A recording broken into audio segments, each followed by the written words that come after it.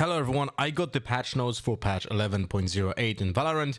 I got it ahead of time from the developers of Riot, so I'm going to do a full breakdown and my analysis and also my predictions on what's going to happen with the game after this patch is deployed. And there's so many changes. There's a very big meta change ahead of us in both ranked and in pro play, and overall there are a lot of negative changes in my opinion, but there are also some very good positive changes that we're gonna break down. So let's start with the intro. Hello everyone, this patch is a big one. The entire Valorant team has been working to bring Valorant closer to a long-term vision of the game, preserving our core identity as a tactical shooter while evolving towards a healthier balance between gunplay and abilities. TLDR, we are making adjustments across gameplay to create a healthy dialogue in combat, one where there are clear ways to respond and adapt to what the enemy team is doing round over round. These changes aim to strike a healthier balance between sharp gunplay and the unique abilities that Valorant gives its signature tactical flavor. They span agents, weapons, and maps, all aimed at rewarding strategic decision making in Valorant. There are huge changes to agents, huge changes to weapons, and huge changes to maps, and the maps changes are very positive. Our end of the year balance patch is meant to adjust how our maps, weapons, and agents work together. The tuning pass in this patch is designed to reinforce what we call the competitive dialogue, the round-to-round exchange between attackers and defenders that rewards adaptation and strategy. Over time, as player skills and ability impact have grown, uncoordinated utility has at times felt just as impactful as well-executed strategic plays. This has reduced meaningful opportunities for counterplay and diminished strategic depth we aim for in Valorant. These changes are focused on striking a healthy balance between gunplay and the abilities that make Valorant its own unique flavor of tactical shooter.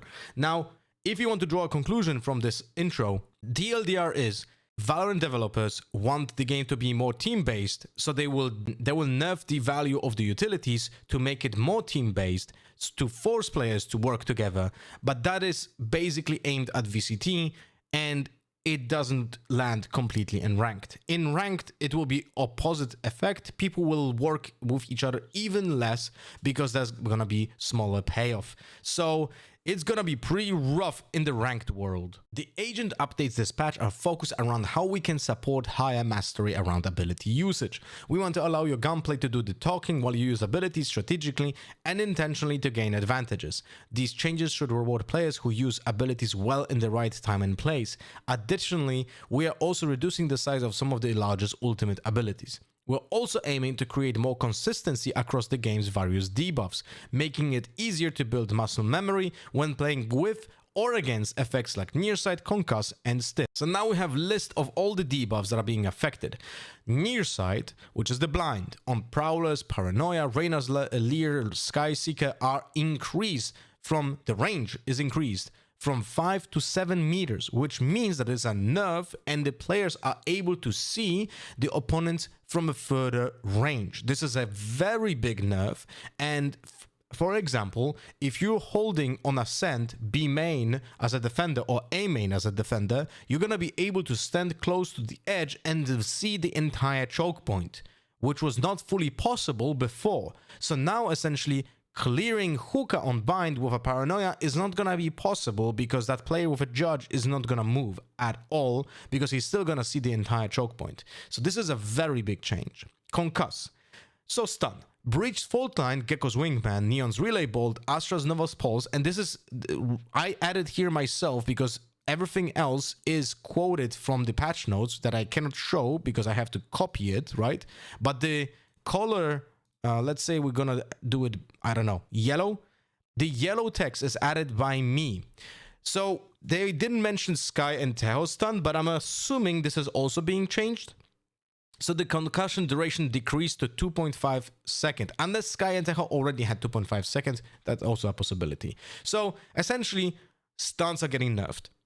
They don't change the effect itself, it's just the duration, which is gonna be a very big nerf for GEKKOs, for breaches, and for Neon's less. Because Neon, she's gonna just push someone, so it doesn't really matter that much. That 1 second doesn't really change much, right? So Steam unification is about the speed that you get from the Steam beacon and other utilities like that. Essentially, this is a nerf because everything gets nerfed. The faster reload time is nerfed. The increased fire rating modifier gets nerfed from 15% to 10%. The weapon draw time modifier also gets nerfed from 75% to 90%. So there's a big change here.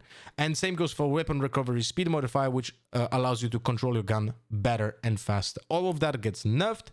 And that's also a big change if you really pay attention to that kind of buff. Now let's jump to the agent classes. Initiators are intended to be the go-to agents for breaking angles and creating openings for their team. With this update, we're adjusting how often they can use their signatures abilities within a round. These abilities should remain impactful, but now demand more coordination and deliberate timing to unlock their full value. Flashes have always been a critical tool for challenging angles, and in a world with less frequent signature abilities, we want them to retain the power needed to start fights. To support that, we've increased the strength of initiator flashes so they remain reliable tools for setting up engagements. Now, I don't think the way they buffed these flashes is actually meaningful at all in the context of particular agents. Breach players should cry. Everything gets nerfed. The cooldown from his fault line, so his signature, gets increased from 40 seconds to 60 seconds. Now, you will see this on every single initiator that we're going to be talking about today. So, essentially, Recon Arrow, the eye from Fade, stun from Sova, all of that is going to be on 60 seconds, and that is a incredible nerf. Now, there are two outcomes that are going to happen with this change. So I'm going to spend a little bit of time explaining this concept. The game revolves around defaulting at a professional level, right? Most teams are going to be on attack, trying to gather informations and gather like pressure on extremities on the sides, sorry, extremities on the map, so they're able to gather space. For that, the best tool is to use your signature abilities that you can get back in 40 seconds and then do the second stage of the round. With this 20 seconds increase of the cooldown of that, there are two possible outcomes of what's going to happen. The game is actually going to slow down even more, because if you use this first second ability, if you use the signature ability during the first second of the round, you're going to have to slow down for 20 more seconds to hit the actual site after gathering the space, after the phase of defaulting during the attack. So that's one outcome. So the game becomes even slower at VCT level. The other outcome is the game is going to become faster. Because what's the point of waiting an entire minute when the entire entire round is 1 minute and 40 seconds, right? So instead of waiting for it, you're just gonna go with the first moment and that's it. There's not gonna be any defaulting phase because you're gonna try to explode either from the barrier, so there's less rotations happening on the defense and you're gonna be more gambling, and because of that the game becomes more random because you don't have the time to gather resources and recon from what is the defense doing, so you have to gamble more. In ranked though, that essentially it's hard to explain as well, but it's gonna be definitely either making the game way too fast or way too slow in a similar fashion. But the problem is that even at the mortal level that I'm playing at in ranked, people just don't use their signature abilities. At Immortal, you get people who never use the signature ability during the first minute of the round, which is insane. And you cannot micromanage those people. So some of those people will legit don't feel the difference, which is bonkers. But I don't like this change. I think there's a huge also like a ripple effect, because now smokes will have more importance and they will have also more impact on the game, because you can counter the initiators much easier if you're a controller player, because you know exactly what's going to be the timer for after 1 minute when that arrow is going to hit again. And because you get smokes every 40 seconds now, it's much easier for you to manage the expectations if you know that the signature ability from the initiator was being used already. All of that, in my opinion, is a big nerf to the overall tempo of how we play the game. On top of that, you need to remember that Veto was just added to the game, whose sole existence slows down the game as well.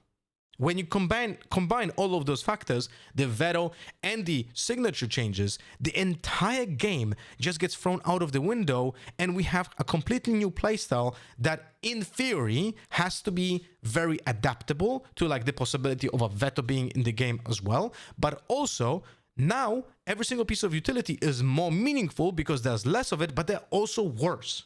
So they are more meaningful, but actually less meaningful because they're easier to counterplay. It's a very weird state of the game where the devs actually added something like the agent veto to counter the utility, but they nerfed the utility at the same time. Now, with this out of the way, let's focus on the actual changes for all the agents.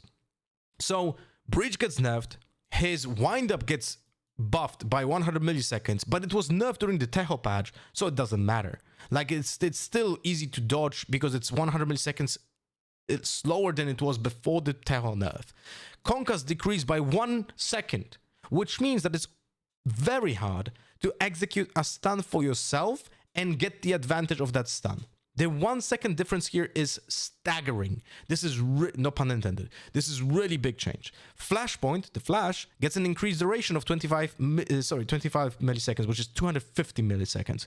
So this is what they mentioned in the previous slide, that they want to support the increased strength of initiator flashes. But as you can see, that is meaningless, because if someone gets flashed, he's already off the corner. But if the people dodge the flashes, so they are out of the corner and then they repeak, then the flash duration doesn't matter.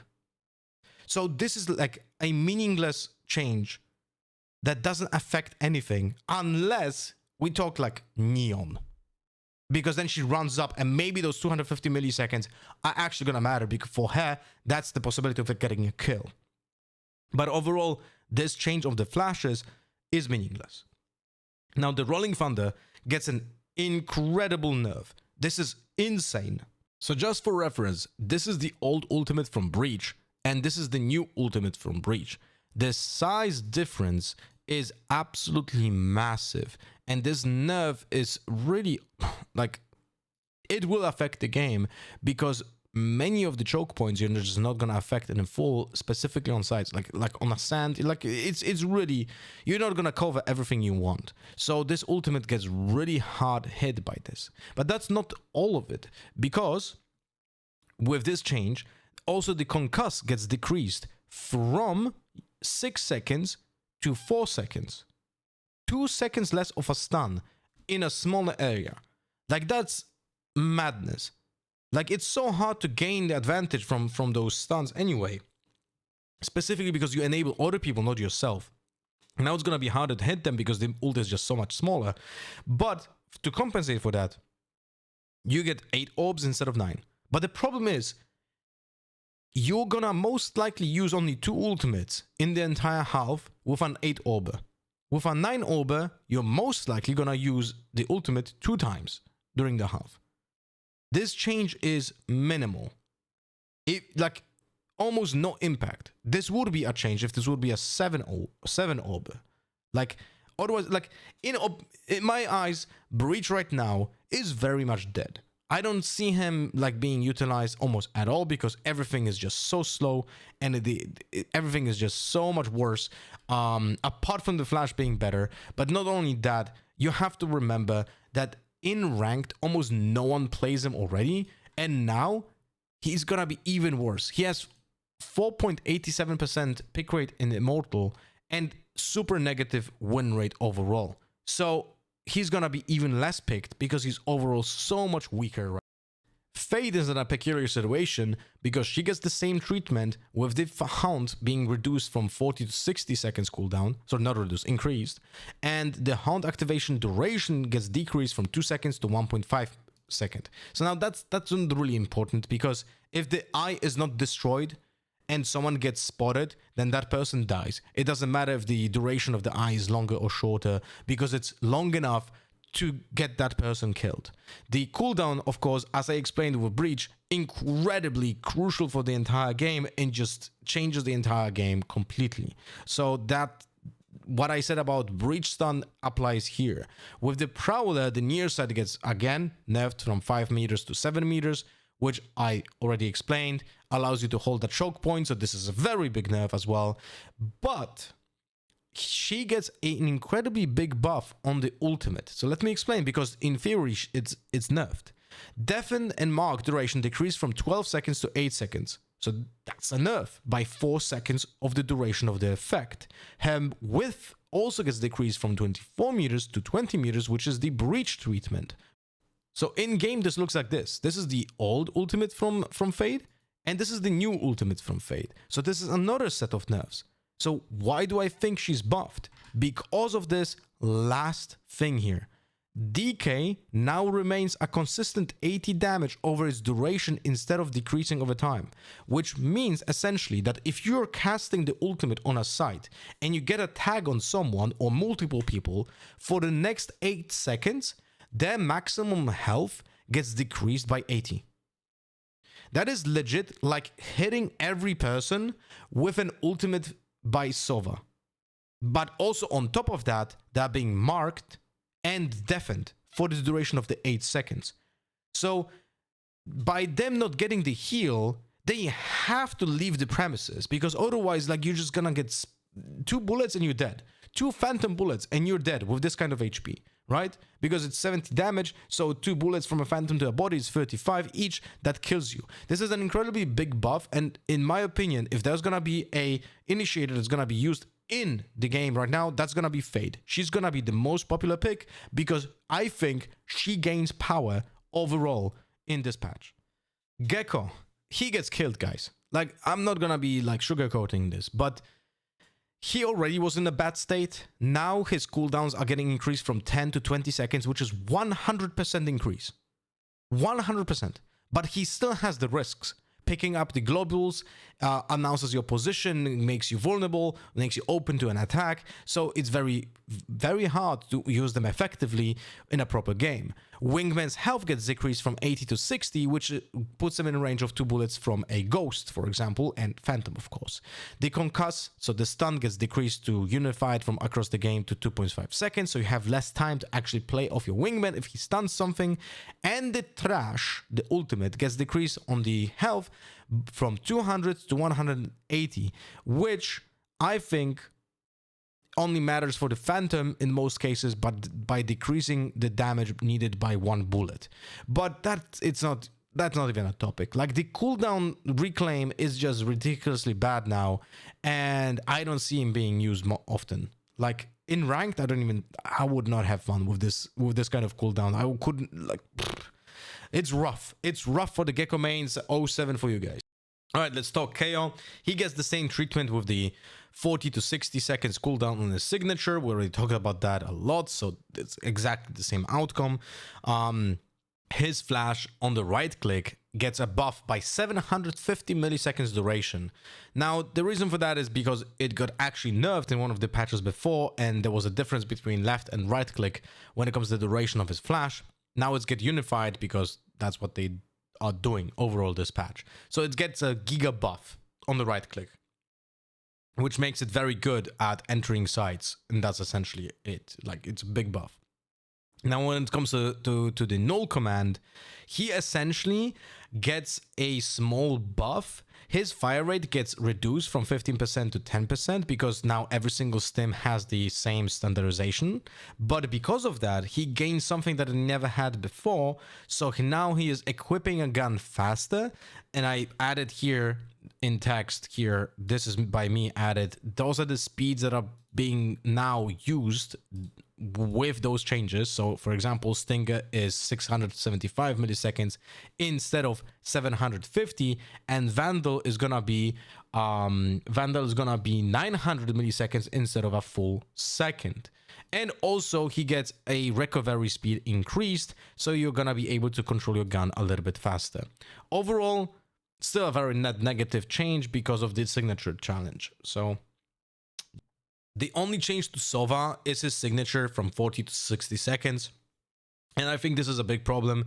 I think his pick rate is gonna be plummeting, but not that much, but still plummeting in both ranked and pro play, because Fade, even with the nerfs, but the buff of the ult kinda is very strong. So I think she's gonna slowly overtake Sova. unless he is very much needed for the shock darts, the sort of utility pieces. But that really depends on the metagame.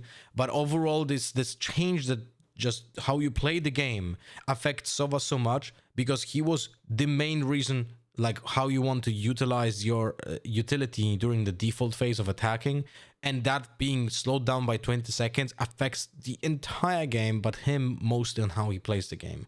So specifically also on defense, remember that now you have to kind of wait with that arrow to have it when there's an execute coming. And if you use it at the beginning of the round, you're not gonna most likely have your arrow for the execute, because you have to wait a full minute. So in ranked, this is most likely a death sentence. And also you have to remember, all of those changes to initiators are gonna make ranked players less incentivized to pick those agents in ranked. So you're gonna have more duelists, more sentinels, and still less controllers. So you're gonna have this push towards less initiators in ranked. So it's gonna be spam fiesta of operators and judges, you know?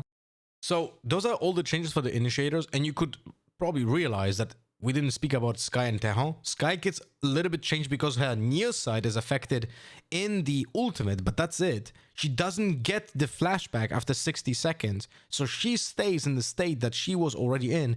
And TEJO, same shit. He doesn't get the missiles back after 60 seconds. So both of them are not being affected, which is also very indicative of just like the direction of the developers' decision making here. I'm not sure I understand this fully. I feel like it would be kind of like, I understand one thing. If SKYE would have been getting 60 seconds cooldown, she would probably be used on every single map because of that. But now she's still gonna be dead. Like, and in ranked, she's even more dead, because why on earth would you want to use it anyway? And TEJO is in a bad state too. So it's like those two agents are not being affected in almost any way. So that is very sad. And ranked metagame is going to revolve less and less about initiators, unfortunately. Now let's talk about duelists, the bread and butter of Valorant, right? Most duelist gameplay is in a healthy state, so we're making minor tunings. We want stunts and slows to feel rewarding when they lead to kills, so we're making adjustments that will reward precise timing and well-coordinated ability combos. Now, I completely disagree with the first sentence. Most duelist gameplay is in a healthy state. I don't agree with this at all. There's a big dissonance between how the duelists are being played in both VCT and ranked play. We are seeing in rank that JETT is overpicked. Like, she is picked every time. Every game has a JETT. But then on the other hand, you have characters like VYSE and Phoenix who are not seeing played that much, even though Phoenix is probably, in my eyes at least, the best agent for solo queuing. So there's obvious dissonance here, but I don't think the developers are looking at it in the same way I am. I mean, obviously they're not, because those changes are in a very specific direction. So the only change for ISO is actually his ultimate ability. Here you can see the earlier type of ultimate that he has. Now after the nerf, it's gonna be shorter, but exactly the same width. So that's it. I don't think this changes much, because it's all about like the close range on site. Typically the ultimate goes out of range of the map, so I don't think this matters at all for ISO completely. Neon is in a very weird spot. So essentially she gets more time during her sprint because her battery drain is reduced. She can now sprint for 16 seconds instead of 12 seconds, but the recharge time gets nerfed from 20 seconds to 60 seconds. A triple time nerf from 20 seconds to 60 seconds to fully recharge the battery. She's like getting some Tesco replacement batteries instead of her Duracells or something like that. It's actually kind of crazy.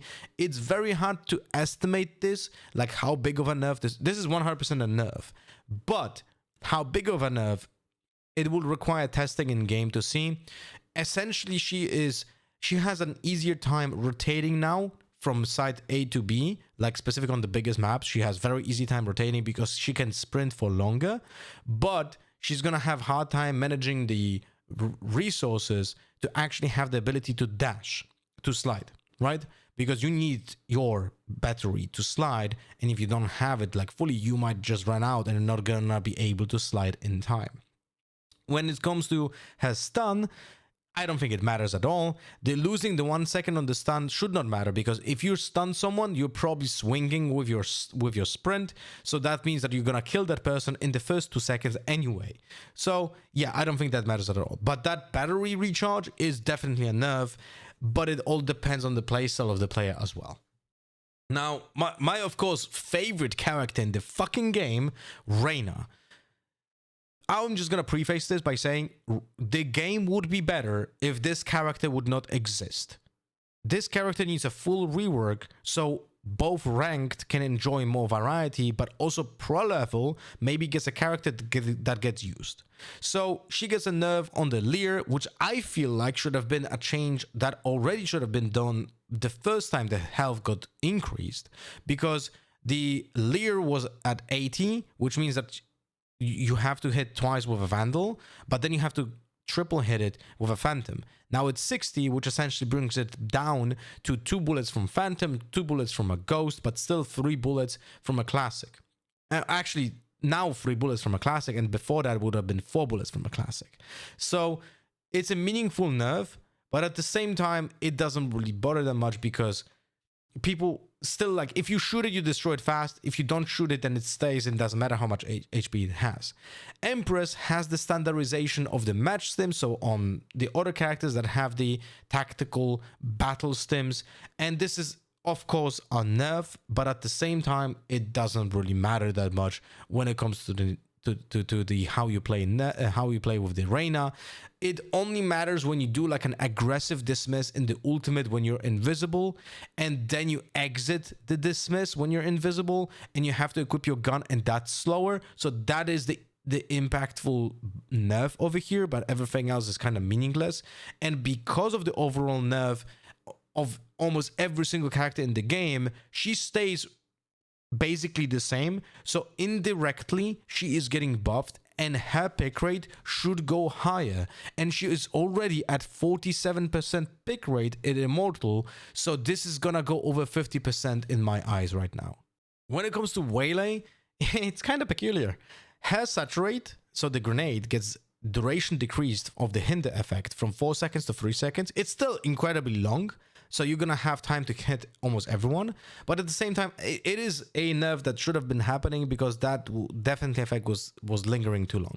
So I can understand this nerf, but the problem is she also gets a change on her ultimate. Now first, quality of life change that will actually, in my eyes, it's considered a buff.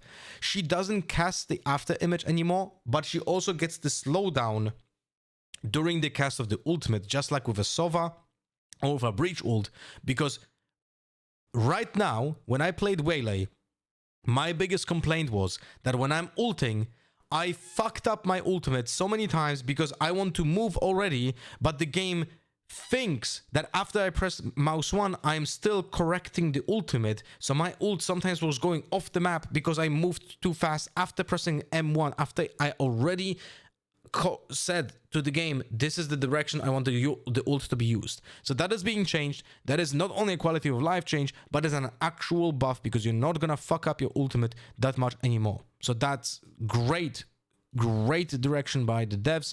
This is understanding that it's just maybe cool, like visually, but really completely impractical in the game itself. But the problem is everything else gets nerfed. The hinder duration in the ultimate gets nerfed from 7 seconds to 6. Not the big difference, but still. The windup gets decreased from 2 seconds to 1 second, which means that she gets a buff here. But the problem is this. The width gets decreased from 18 to 13.5 meter, and you get reduced movement speed from 15, sorry, like your speed gets increased less from 15% to 10%. And you can see here, this is the difference. This is the old WAYLAY ultimate. This is the new WAYLAY ultimate. It's barely bigger than the stun from Breach. So it's gonna be very hard to hit someone with his ultimate, but also you get less buffs. So it is crazy nerf. And now, because this is such a big nerf for the entire character, I already have this perception that WAYLAY is not a good character. You cannot play Waylay as a solo duelist. I'm talking about pro level, of course, here. In ranked, it's whatever, man. But at a pro level, you cannot play solo Waylay. There's not enough util. Now it's even getting nerfed. So it's like hard to get value out of it. She was only, in my opinion, playable when you combine her with Yoru, and Yoru is the main reason why this composition works. She is just kind of like a supplemental, you know, like a patchwork for the composition.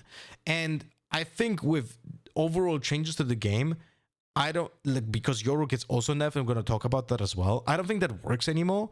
I don't think it's worth actually trying to make it work, because it can have still some impact, but it's not as big as it was before. So I don't think it's going to be worth it. And now with other changes, she is becoming way worse. So she is definitely unplayable as a solo duelist, but now she's also pretty bad as a supplementary duelist, and I don't think that is a good direction for her. But at the same time, I don't want her to be buffed, because we are nerfing every single agent in the game almost, and at the same time, Waylay could be very easily broken if pushed a little bit over the line. And there was a very close moment, like before those changes here, that she could have been too powerful, and then she would be an auto pick on every single map.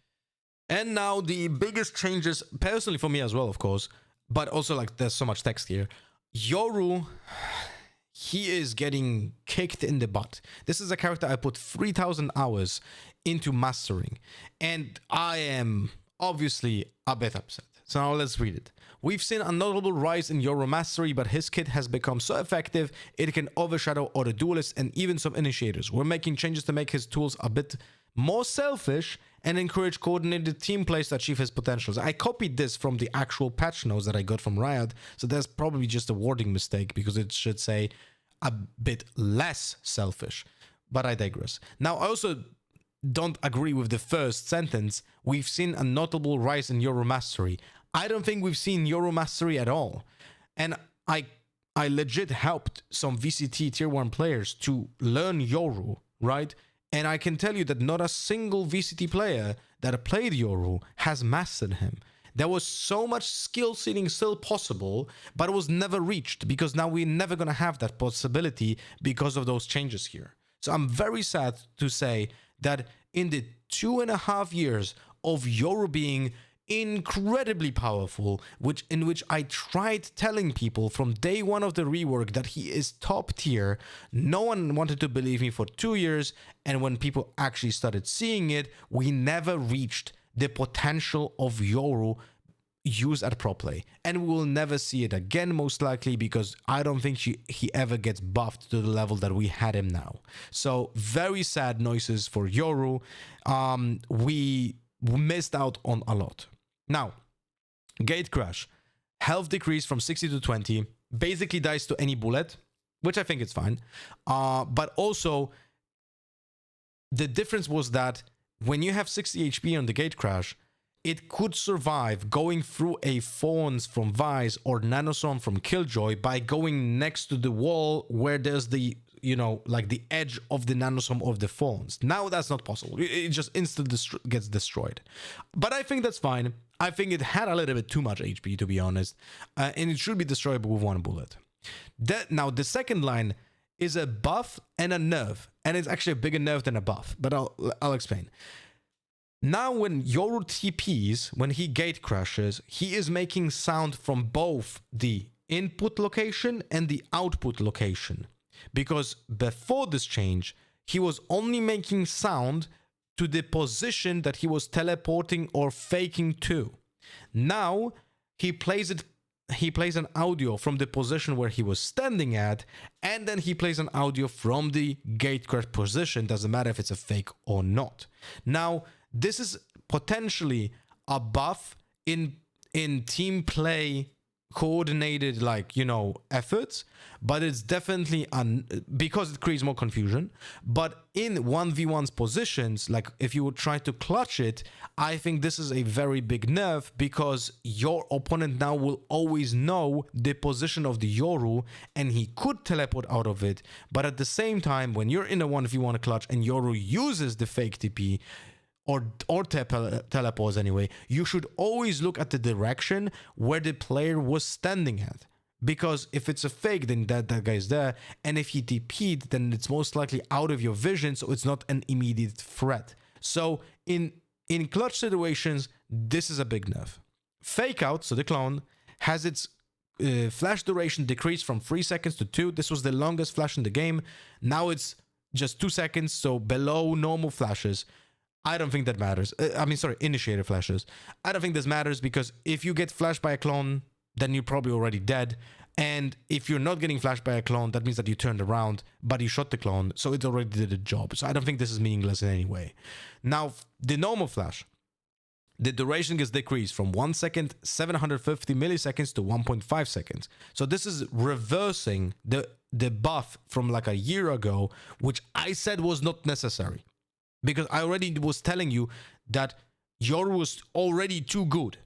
And this buff could push him over the edge to get him nerfed. It happened now, but I thought it's going to happen earlier. I mean, we got a previous nerf as well, which was pretty significant. Anyway, but there's a bigger change here. Flash now follows the standard flash fall-off curves as other agents. Previously, Yoru flashes that were slightly off-screen were more effective than intended. So now this was something I realized when we got replay in the game, because I already had many like head scratches rounds where I teleport and I flash at the same time, and I don't look at the flash. I have literally like behind me, and I still get fully flashed, and I was like going insane. Like, I'm certain I did it correctly. Why am I getting flashed? So now I know it was a bug. It was legit a bug, and that is getting changed. So to some degree, this is a nerf. To some degree, this is a buff. I'm gonna fuck up myself less than I did in the past. It's gonna be more predictable. So I think overall, this is a buff for me. But you're gonna get less accidental flashes on the opponents. Now, this is the biggest change. Dimensional Drift, the Yoru ultimate. You're not capable to use any flashes or any clones during the ultimate. You can only activate a pre-planted clone that you somewhere put before the ultimate, and you can only use the gate crash, so you can either use it or cast the gate crash during the ultimate, but you cannot use the flashes nor put a new clone outside of the dimensional drift. Now, I think this is kind of ridiculous, because this is reversing the entire rework. Like, now his ultimate is worse than it was before the rework, in my opinion, in which you couldn't use any utility. But the old Yoru, and by the way, I'm one of the few people on the planet that actually mained Yoru before the rework. So I played with him when he had the old ult, and I loved it. It was a 6 orb, and now it's 8 orb. And it had 1 frame invincibility, so you were able to hold the mask in your hand and just bunny hop, and when you saw danger, you just press mouse 1 and you instantly invincible. Now that's not a thing anymore. And you had a near sight on yourself, but you were never doing footstep sounds in your ultimate, and now you do after the rework. And you had a very quick a very quick weapon equip in the old Yoru ultimate, and now you don't. So essentially, you're a big fake, you're like a Sova drone on steroids, and that's about it. And you don't have any, you don't gain much from equipping a gun because you're so slow. So the only way for me to use the ultimate is the way that I was using it already. So essentially trying to catch someone off guard when they pull out a knife or a utility piece, and then I kill them with a Stinger, because Stinger has the fastest equip time from all the guns in the game, which is 750 milliseconds. I mean, the same as other SMGs or like some of the pistols. But the point is, that's the fastest you can get. And that's what I'm gonna do. So it's gonna affect my playstyle. It's definitely a nerf. It's definitely a big nerf for VCT. But I'm still gonna main him because he's so fun. And I'm still gonna get kills with the ultimate, because the one way that I was using the ultimate is still viable. The problem is, this makes Yoru overall less interesting, less fun, less complicated, much easier to master. But probably people will just drop him because they will feel like this is unplayable now, which maybe is good for me. But anyway, the point is, I'm sad that this is the direction of Yoru changes, because we never gonna witness his potential peak in pro play. But also it just dumps down Yoru a lot. Like, before this change, if you were watching someone who knows how to play Yoru, it was beautiful to watch the mastery of this agent. It was just beautiful to watch that someone put so much effort and plays him in a way that no one else does, because it was also very flexible. Every Yoru was playing it differently. Every Yoru you watched was different from the other player. Even though they might be similar, there was still noticeable differences in the way that people are playing him, this character. Now it's gonna be homogenized a lot because of this ultimate change. So I'm not a fan. I understand why, but yeah, I disagree. RAZE can now be affected by slows while mid-air with the blast pack. So her dashes, like her blast packs, can be affected by like a harbor wall, for example. So she drops down like a fly. So like, you know, like how they introduced the changes to Jett and Neon. When you go through a slow, like a Sage slow or like a Fawns from VYSE, your dash gets reduced, or like when you're stunned. It's essentially now happening to RAZE. Not a big nerf, but when it happens, it's actually a huge nerf. But it's hard to make it happen because you're mid-air. But if it means that if the stun is like, or like if the slow is below you and it counts when you're like 8 meters above it, then that's gonna be a huge nerf. So we're gonna have to see it in game. But yeah, it's kind of like what this is the end of the patch notes for Duelists. So you could realize that Phoenix didn't get any changes, but also Jett didn't get any changes, which means those two agents are gonna have better pick rate and ranked, because why on earth would you use the other worse agents now? And with Sentinels, with controllers, with initiators all being nerfed, there's gonna be more Duelists. So I definitely will see a world where Jett pick rate goes above 60% and Phoenix picks up steam and goes probably around like 8 to 10% once people start realizing that he's actually giga insane in solo queue. Like, he has actually very positive win rate, but still not even close to like Clove, like, which is madness. And Phoenix has, just so you know, 51%. Like, it's very positive, and Clove is just insanity. So now let's talk about controllers.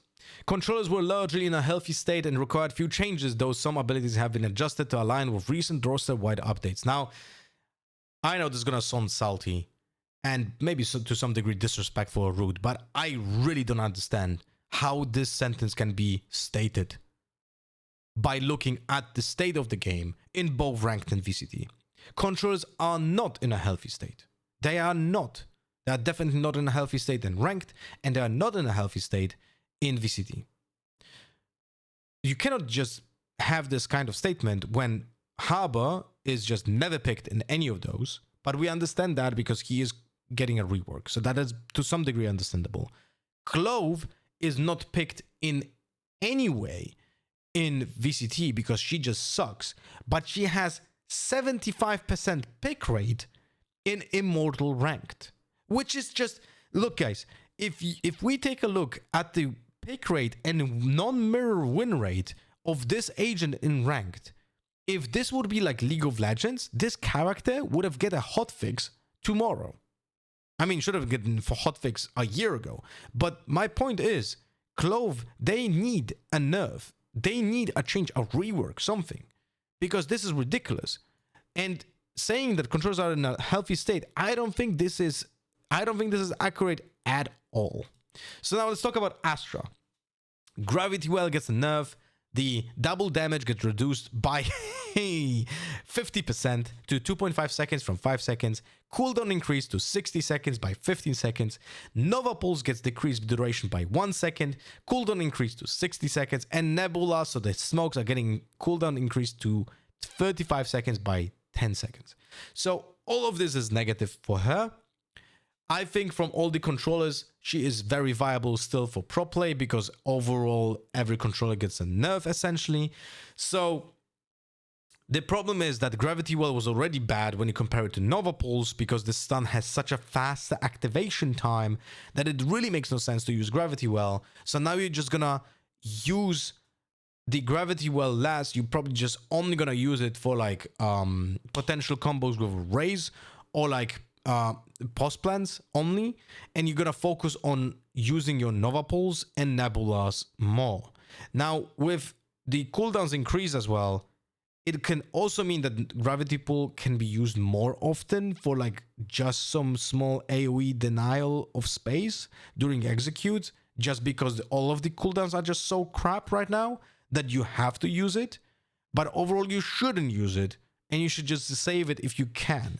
So Astra gets a buff to some degree because of the other nerfs of other agents, but overall she is nerfed as well. It's a sad time for Astra players. That's Brimstone gets only a change on the Steam Beacon, which reduces the movement speed by 5% and it reduces the fire rate by 5%. I think this is literally meaningless. Like, just jump forward.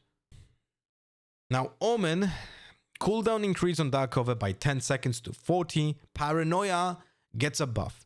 The distance is reduced by a significant 7 meters, but I think the projectile speed is increased so much that it actually makes up for the lost distance of what is being covered. So I think the Paranoia is actually something that Omen players will welcome because it's so impactful to make it faster.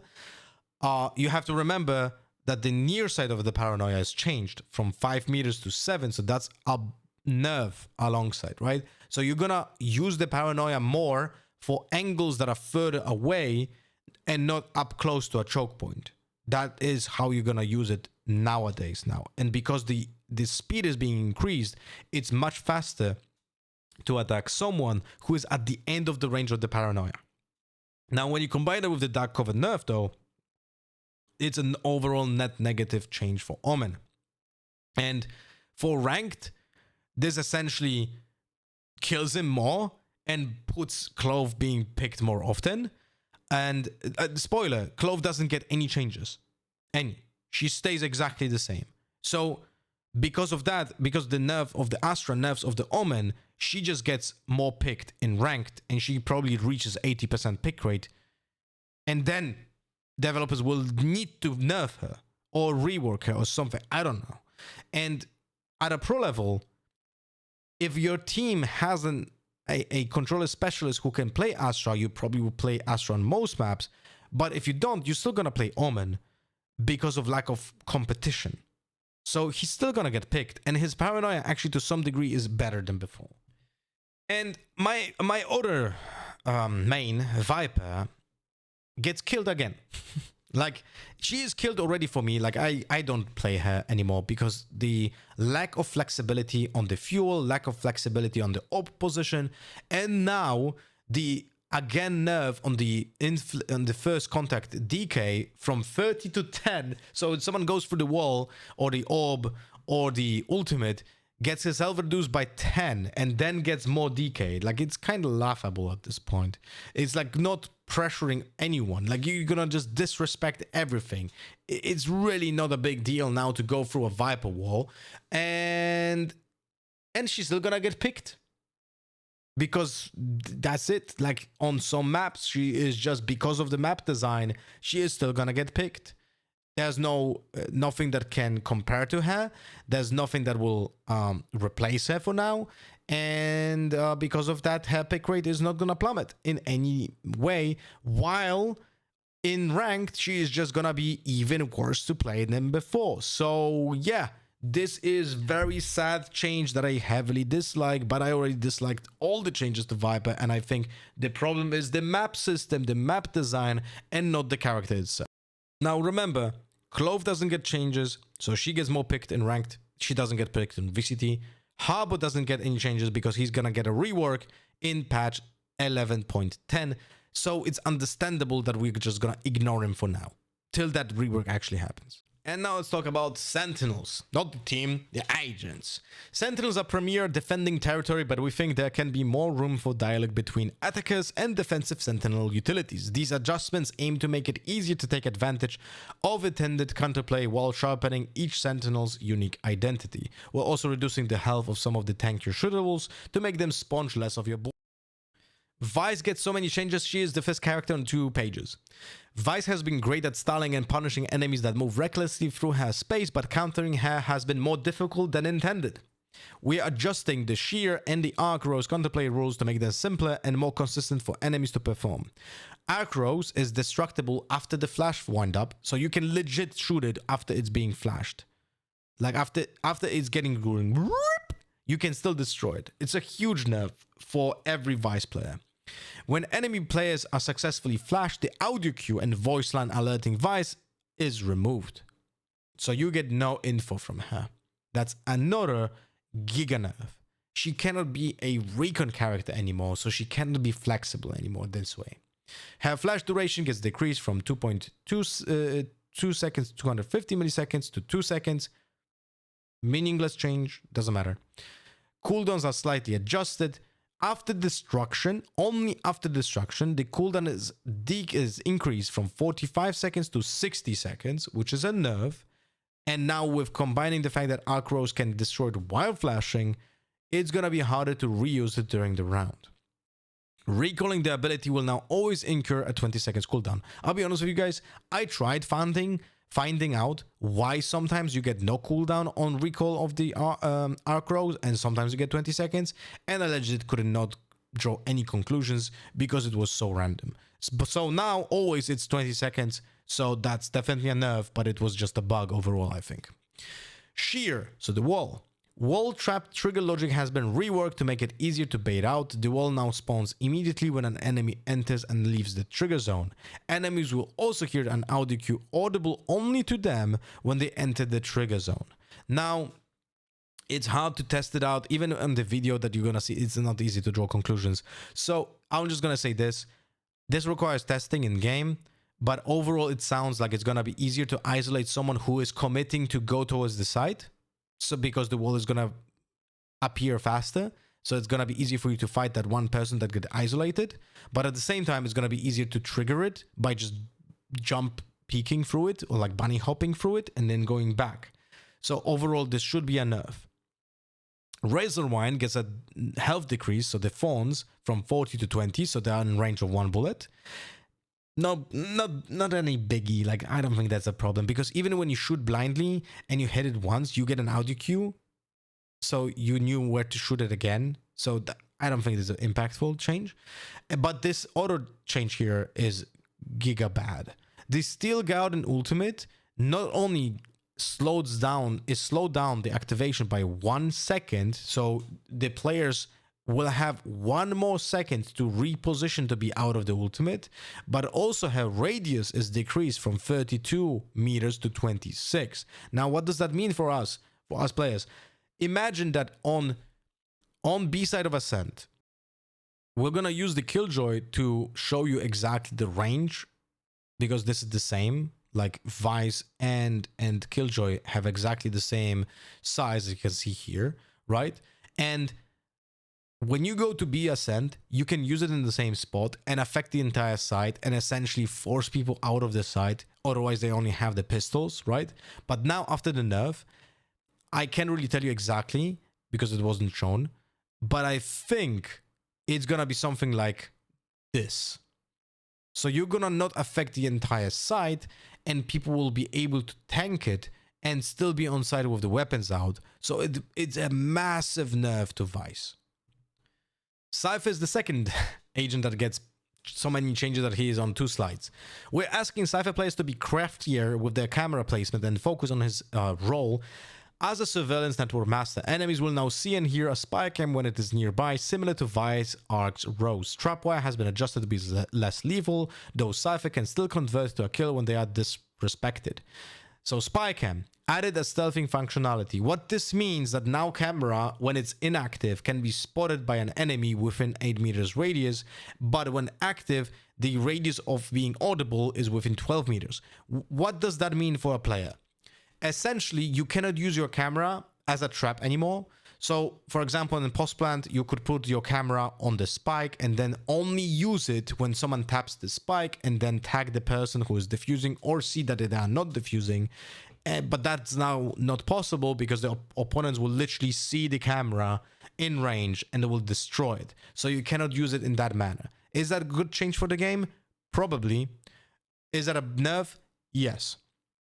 And also the cooldown when destroyed is increased from 45 seconds to 60 seconds. So as VYSE. Now those are the bigger changes. Trapwire gets a huge nerf. Now some of this is going to be hard to understand, so bear with me. On PC, we're not going to talk about the console. On PC, the activation of the trap gets a buff. So when someone triggers the trap, goes through the trap, it was taking a second and a half to get the activation of the trap. Now it's going to take instead less than a second, exactly 900 milliseconds to get the activation of the trap. So that's a buff. But the problem is different. You don't get a stun anymore on the trap. You don't get the Tether effect on the trap anymore. So you can legit just dash forward or slide out of the range of the trap. But it's going to trigger something. It's going to explain. There's a lot of stuff here. But there's no stun. And also, even more important, you don't get the X-ray vision when someone gets into the trap for the first 900 milliseconds. You only get the reveal graphic of the enemy after the trap gets activated, so the 900 milliseconds mark. So it's gonna be harder for the enemies to destroy the trap in time, but also you cannot kill them the moment they go into a trap. And also when someone goes away, 4 meters away from the trap without destroying it, it's gonna trigger, and then you're gonna get the X-ray vision on them. So if a Jett, for example, walks into a trap, gets tagged because of the activation, and then she dashes in the first 900 milliseconds, she gets X-ray vision. You get X-ray vision on the Jett because she broke the 4 meter rule, but she's not stunned. I hope I explained that kind of clearly. But overall, big nerf to Cyphers. You're not gonna get that many opportunities to kill someone when they suddenly go into the trap. And the traps can be disrespected to some degree, but then you get the X-ray vision, but you don't get the penalty of the stun. So essentially, even when the player is, you know, you have the X-ray vision, he might actually still kill you because he's not stunned. You know what I mean? Anyway, big nerf to Cypher players. So KILLJOY is in a peculiar spot because she gets nerfed, but at the same time buffed. She gets nerfed on the cooldown because when the turret gets destroyed, it's now 60 seconds instead of 45 seconds. But the turret gets a buff on the slowing tag. So essentially, when someone gets hit by a bullet from the turret, he is being slowed down not 30%, but 50%. So you can re-swing the turret and hit that person because he is most likely going to be standing in the same exact position because of the nerf. Sorry, because of the slow. So that's a buff to the turret. And overall, the numbers otherwise, like here, Alarmobot gets less health, meaningless change. I mean, not maybe meaningless because shock darts sometimes didn't destroy the Alarmobot if they were on the edge of the shock dart. Now they will probably will, so maybe it's not as meaningless as I would say.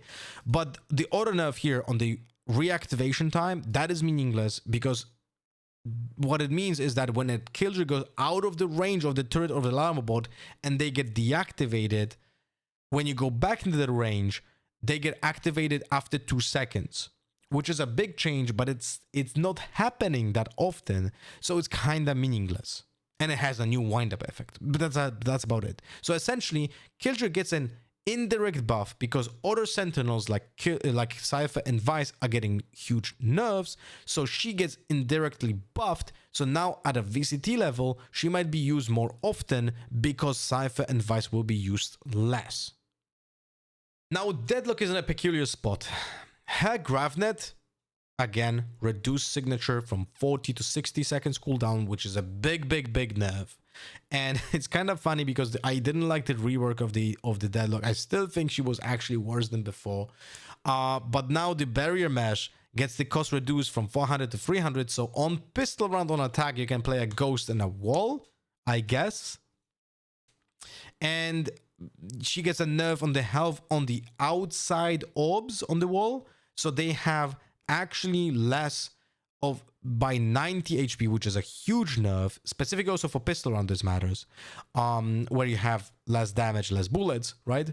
So the wall gets a nerf alongside the price decrease, and the sound sensors get a stun nerf, which is not impactful in any way, because if someone gets stunned by this trap, you're killing them anyway, probably because you're swinging in that moment. So that 1 second stun doesn't really matter that much. But overall, in my opinion, this is a huge nerf towards Deadlock, because the biggest reason to play Deadlock was to utilize the GravNet as often as possible. That is not gonna be possible anymore. 60 seconds is a huge increase, and barrier mesh still is very expensive, so while being weaker. So I don't like those changes at all. I feel like I don't feel like there should be a reason to play her that often, because if you want to play a Sentinel, you need someone with really good util nowadays. Now, after those changes, I think KILLJOY will reign supreme. If you play double Sentinels, I feel like just Chamber, he doesn't get any changes, so why not just not play Chamber, right? So I don't like those changes for Deadlock mains, and you're gonna probably see less of her. Now, Sage. Similar changes to how Deadlock is. Her wall gets reduced from 400 to 300. And I added just the information. Essentially, if you buy a wall every round on Sage, and you should, but if you use it also every round, but that's maybe not correct if you lose a pistol round, you would potentially gain 1.2 credits per half, which is just pretty significant. But also it allows you to buy a ghost in the pistol round, which is also pretty significant, because that's what every single Sage from now on will be doing, most likely, right? The next two things, though, are big nerfs. The fortification delay reduced by 1.3 seconds. So in theory, the wall gets HP faster, but at the same time, every box has 200 HP less. So think about it this way. Every segment of the barrier has less health by the amount of health that a GEKKO trash has. It's a very big nerf. So this also makes the wall more destroyable in pistol round. So that weakens her on defense of pistols, but she is actually stronger on attack pistols, because she's now able to play Ghost instead of a Kevlar when she buys a wall. So depending on the context, the fortification delay can be perceived as a big buff, but it's also not meaningless if the players are already there. So if you shoot it at when it's building up, it gets destroyed faster because of the lower health. But if the players are far away, then it doesn't really matter that much, because the fortification will just build up anyway. You see what I'm getting at, right? So yeah, and from essentially with this, like, I don't think this matters that much. I don't think she should be played at VCT level, and in ranked it doesn't really matter this much anyway. And I know that people do play her at VCT level, but I do disagree with that choice, because I don't think she delivers enough value for teams to actually matter. And specifically for teams like Fnatic, I don't think they should ever play that Sage. Like, it was so easily readable. It's very limited in applications. When a player doesn't master the Sage with like super duper complicated like walls and shit. So yeah, I don't like that. And I don't think she should be even played that often as it is right now.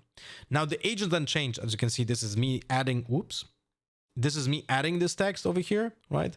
So we have all of those being unchanged. We're going to change it to yellow so you guys can clearly see I added this text personally. Clove is not changed, horrible for ranked, doesn't matter for VCT. Phoenix not changed, horrible for ranked because he's going to be picked more often, and Initiator is going to get picked less often. Jett not changed, Chamber not changed, the same stuff here. Like, those four agents over here, but specifically Clove, Jett, and Chamber, are going to skyrocket again in ranked, which will ruin the experience for everyone playing ranked, because their competitions are just getting nerfed. Chamber is a Sentinel. Why should I play anything else when there's Veto, when there's KILLJOY? Sorry, why should I play Chamber when those other agents like Cypher are nerfed to the ground? KILLJOY is just not fun to play. VYSE is getting nerfed to the ground as well. So I just play Sentinel that shoots guns and you know, wins rounds, right? And doesn't get traded. And also have Operator. And remember, Operator now and Judge now and Odin now, they're gonna be nuts because they're gonna be less initiators. Not only there's less initiators, but even if there's an initiator, there's gonna be less util.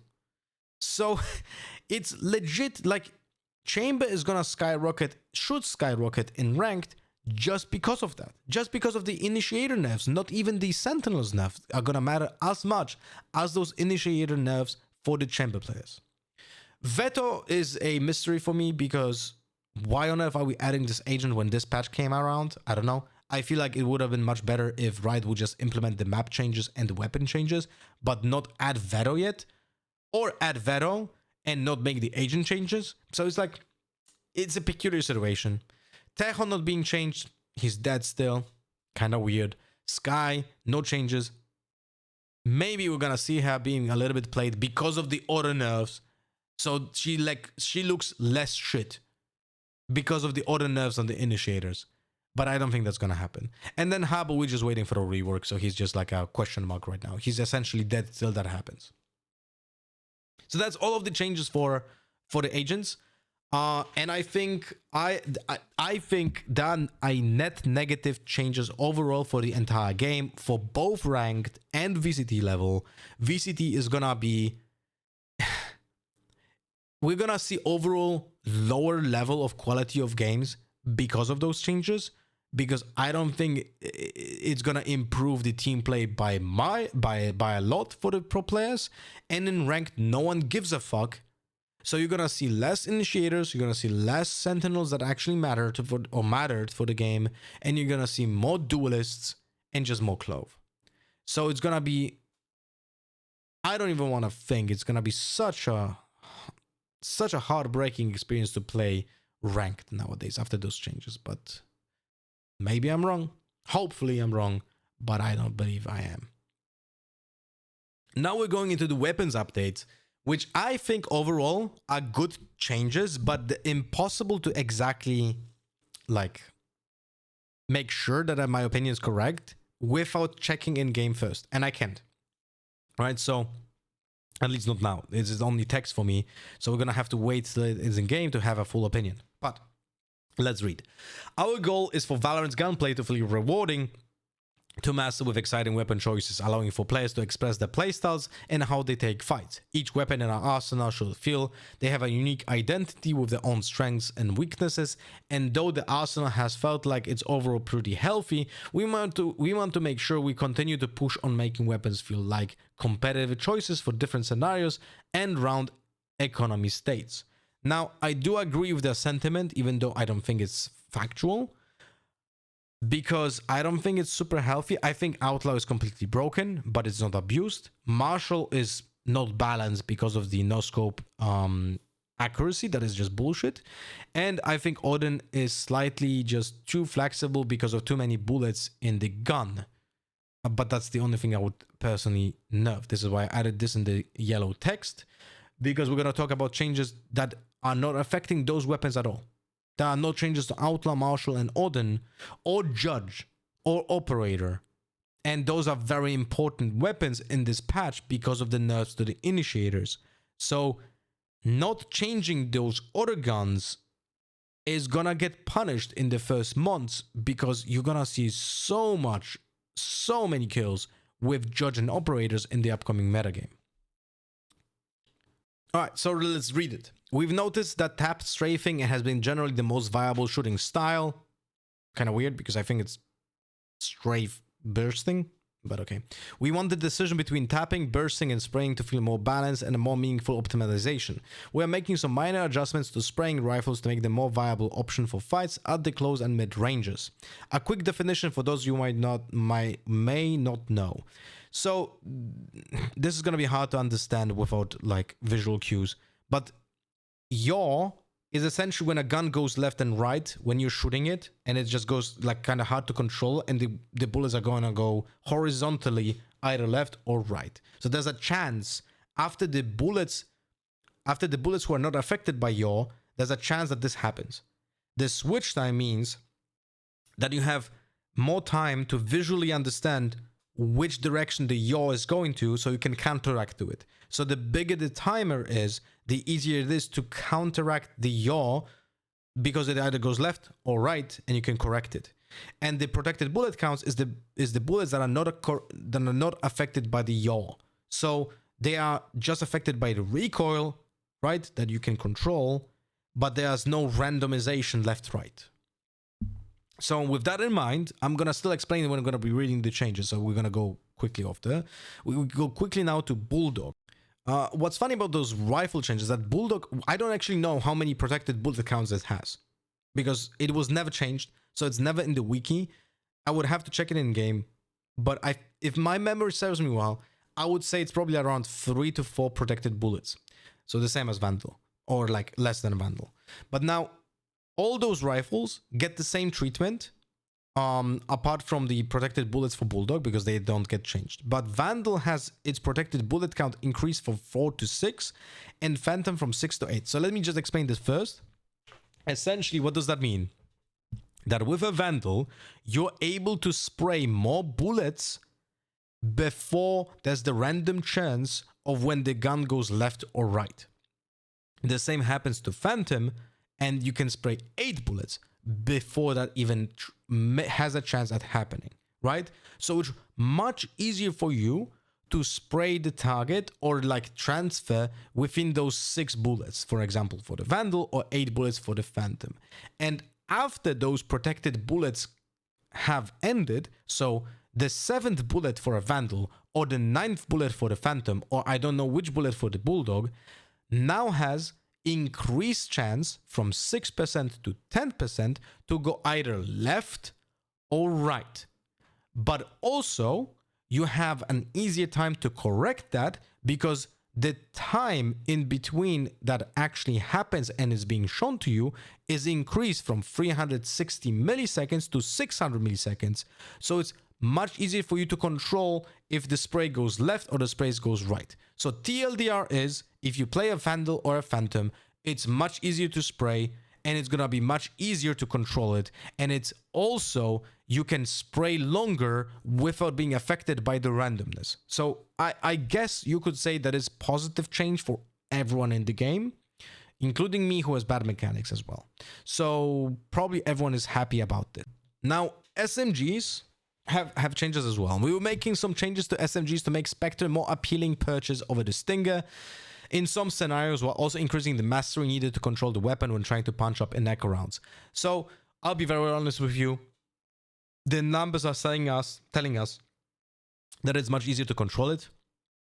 But from experience, I can tell you that I cannot, without a good conscience, I cannot tell you if this is going to be meaningful or not. Because there's such a vast difference between Stinger and Spectre. Spectre is just garbage. Is this enough to make it not garbage? I don't know. I legit have to test it out, and then I'll have an opinion, because I would probably say this is not enough to make it a good alternative to this Stinger, because Stinger is cheaper and just straight up better, in my opinion. So we'll have to test it out. Now, Stinger also gets changes. The full auto gets similar treatment with the spread reduced, just like the Spectre, but the spread gets faster accrued by 1 bullet, so you get the inaccuracy starting a little bit earlier by the 1 bullet, and there's also more vertical recoil. After the recoil starts, it's still unchanged, so you should not change much with the way you play with a Stinger. And again, very hard to estimate how it's gonna be in the game, but I will tell you an anecdote. I was a very big Stinger fan from the beginning of the game. I tried convincing VCT teams to actually use the Stinger in the game. They never listened to me, and when the gun was broken, no one was using it in the game. Then it was nerfed by Riot, and it was a huge nerf, and they also nerfed it because I discovered the double bind on Stinger to make it fully moving, like you had full movement speed while doing the sprays with the right click without actually going into the zoom. And that was nerfed before there was widespread information, because I delivered that information to Riot and they acted upon it. During the time, the gun was also giga nerfed. The fire rate was nerfed, the spread was nerfed, the recoil was nerfed, everything was nerfed, the price was nerfed as well. And when I saw that nerfed, I was certain that the gun is just dead now. because it was so good before that after that nerf, I didn't even want to try it out. Like, sorry, not wanted to try it out, but after trying it out, I just said it was like, oh my god, it's so much worse. But the reality was like, I was wrong. I just needed to put time and effort into practicing the Stinger to get almost to the same level of mastery like I had it before. But the difference was that it had less fire rate. It was now 16 instead of 18. And everything else essentially was unchanged for me after I put effort into learning the new way of this of behavior of this gun. And I think it might be similar here. I think those nerfs here might just completely not matter if a player puts the time and effort to learn this. And that's basically end to the weapon changes. So Odin not changed. Operator not changed. Outlaw not changed. Marshal unchanged. Judged unchanged. Which I find maddening. I think with the initiated changes, we're gonna live in a world where those guns will just reign supreme, and we're gonna have a very, very risky game where we're gonna have to dry pick shit and just try not to die to those overpowered guns that can be abused. Specifically Judge. I feel like Judge is gonna be such a big problem on so many maps. It's gonna be nuts. And then the second gun is gonna be Operator. And if people are gonna go for a lot more smaller shields, then Outlaw just gets completely broken as well. And Outlaw is already broken gun. So I don't know, man. Like, I like the changes to the guns, but I think there's not enough changes to the guns. But I do think overall they're net positive for the entire game with what they did so far. So let's test it out. I think this is overall a good direction for the weapons. Now, when it comes to the map updates, I'm just gonna tell you they're all good. I'm gonna make a specific separate video about what changes and how it changes. I'm just gonna show you the screenshot over here, what happens, so you can see it and you can pause it and read it or like watch it over here.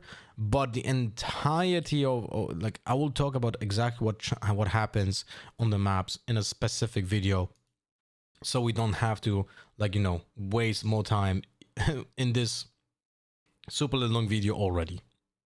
So yeah, but all of those changes here on Abyss and Pearl I very much like, and kudos to the team because I think they cooked. So yeah, all right, thank you for watching, guys.